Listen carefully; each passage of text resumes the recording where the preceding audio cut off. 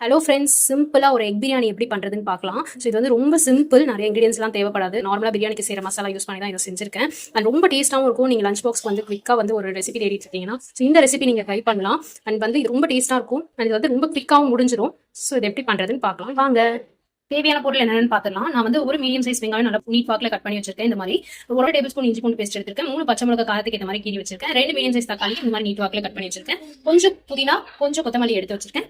6 முட்டை வந்து நல்லா பாயில் பண்ணி இந்த மாதிரி நடுவில் ஸ்லைஸ் பண்ணி வச்சிருக்கேன். ஃபர்ஸ்ட் வந்து நம்ம வந்து எக்கை ஃப்ரை பண்ணி எடுத்துக்கலாம். எக்கை ஃப்ரை பண்றதுக்கு நான் வந்து ஒரு 2 டேபிள் ஸ்பூன் சன்ஃபிளவர் ஆயில் எடுத்துக்கிறேன். எண்ணெய் சூடாயிடுச்சு, நம்ம பாயில் பண்ணி வச்சிருக்க எக்கை ஆட் பண்ணிக்கலாம்.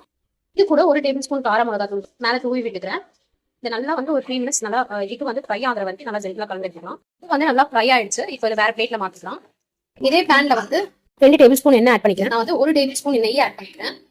எண்ணெய் நல்லா சூடாயிடுச்சு. இப்போ ஒரு ஜாவித்ரி, 2 ஸ்டார், 2 சின்ன துண்டு பட்டை, 2 ஏலக்காய், 3 பீஸ் பிரியாணி இலை, ஒரு 1/4 டேபிள் ஸ்பூன் சீரகம், 3 கிராம்பு எடுத்து வச்சுருக்கேன். இது எல்லாத்தையும் ஆட் பண்ணிக்கிறேன். இதை நல்லா கலந்து விட்டுக்கலாம்.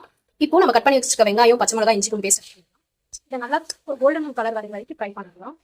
வெங்காயம் நல்லா வதங்கிடுச்சு. தக்காளி ஆட் பண்ணி குக் ஆகிறதுக்கு நான் 1 டேபிள் ஸ்பூன் கல் ஆட் பண்ணிக்கிறேன். நம்ம உப்பு போட்டுக்கோ. அதனால 5 மினிட்ஸ் லோ ஃப்ளேம்ல க்ளோஸ் பண்ணி வச்சு குக் பண்ணீங்கன்னா தக்காளி வந்து நல்லா கொலன்னு வெந்து வந்துடும். இப்போ 3 மினிட்ஸ் ஆயிடுச்சு. ஓப்பன் பண்ணி பார்க்கலாம். தக்காளி வந்து ஒரு ஆஃப் குக் ஆயிடுச்சு. இப்போ நான் எடுத்து வச்சிருக்கிற கொத்தமல்லி புதினா ஆட் பண்ணிக்கிறேன். இது நல்லா திரும்பி கலந்து விட்டுட்டு இன்னும் ஒரு 2-3 மினிட்ஸ் மட்டும் க்ளோஸ் பண்ணி குக் பண்ணலாம். நல்லா தக்காளி வெங்காயம் நல்லா கொலன்னு வெந்து வந்துடும். 3 மினிட்ஸ் ஆயிடுச்சு. பாருங்க, வெங்காயம் தக்காளி நல்லா வதங்கி வந்துச்சு. இப்போ நான் காரத்துக்கு ஏற்ற மாதிரி 1 டேபிள் ஸ்பூன் கார மிளகாய் தூள் எடுத்து வச்சிருக்கேன். 1/4 டேபிள் ஸ்பூன் மஞ்சள் தூள் எடுத்துக்கேன். 1 டேபிள் ஸ்பூன் பிரியாணி மசாலா எடுத்துக்கேன். 1/4 டேபிள் ஸ்பூன் கரம் மசாலா எடுத்துக்கேன். எல்லாத்தையும் ஆட் பண்ணிக்கலாம். இது கூட 1 டேபிள் ஸ்பூன் தயிர் ஆட் பண்ணிக்கிறேன். நல்லா கலந்து விட்டுக்கலாம். ஜஸ்ட் ஒரு 3 மினிட்ஸ் லோ ஃப்ளேம்ல வச்சு குக் பண்ணீங்கன்னா மசாலோட பச்சை வாசனை போயிடும்.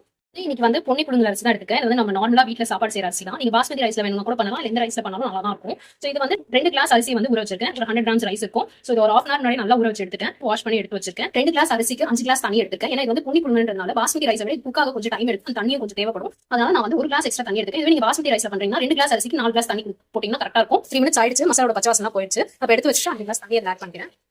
இது கூட 1 டேபிள் ஸ்பூன் கல்லுப்பு ஆட் பண்ணி உப்பு வந்து லாஸ்ட்ல கூட செக் பண்ணி ஆட் பண்ணிக்கலாம். இப்போதைக்கு நான் 1 டேபிள் ஸ்பூன் தான் ஆட் பண்ணிக்கிறேன். இது வந்து ஹை ஃப்ளேம்ல வச்சு நல்லா தண்ணி கொதிச்சு வர வரைக்கும் விட்டுலாம். இது நல்லா கொதிச்சு வந்துருச்சு. இப்போ ஊற வச்சிருக்க அரிசி ஆட் பண்ணிக்கலாம். இது நல்லா ஒரு தடவை கலந்து விட்டுக்கோங்க. இது ஒரு 5 மினிட்ஸ் நல்லா ஹை ஃப்ளேம்ல இருந்தா க்ளோஸ் பண்ணி கொதிச்சு விட்டுக்கலாம். அப்பதான் ரைஸ் எல்லாம் வந்து ஆஃப் குக் ஆகும். ஓப்பன் பண்ணி பாத்துக்கலாம். பாருங்க, ரைஸ் எல்லாம் நல்லா ஆஃப் குக் ஆகி வந்துருச்சு.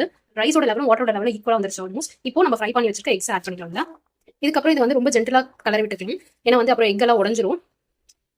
அவ்வளவுதான். இது மேல ஒரே 1 டேபிள் ஸ்பூன் நெய் மட்டும் விட்டுக்கிறேன். குக்கர்ல விட்டதா இருந்தா க்ளோஸ் பண்ணி வச்சு 3 விசில் மீடியம் ஃப்ளேம்ல விட்டா குக்காய் வந்துரும். நான் வந்து இன்னைக்கு குக்கர்ல வைக்கல, ஜஸ்ட் தம் மாதிரி தான் போட்டு வைக்க போறேன். சோ ஒரு பிளேட் வச்சு மூடி நான் இருக்கிறதுலே லோ ஃப்ளேம்ல வச்சு ஒரு 10 to 15 மினிட்ஸ் விட போறேன். 15 மினிட்ஸ் ஆயிடுச்சு. ஓப்பன் பண்ணி பார்த்துக்கலாம். பாருங்க, ரைஸ் எல்லாம் நல்லா குக்காய் வந்துருச்சு. இவ்வளவுதான், எக் பிரியாணி ரெடி ஆயிடுச்சு. நாளை டின்னருக்கு கூட குயிக்கா நீங்க வந்து ஒரு பிரியாணி சாப்பிடணும்னா இந்த மாதிரி ஒரு பிரியாணி செய்யலாம்.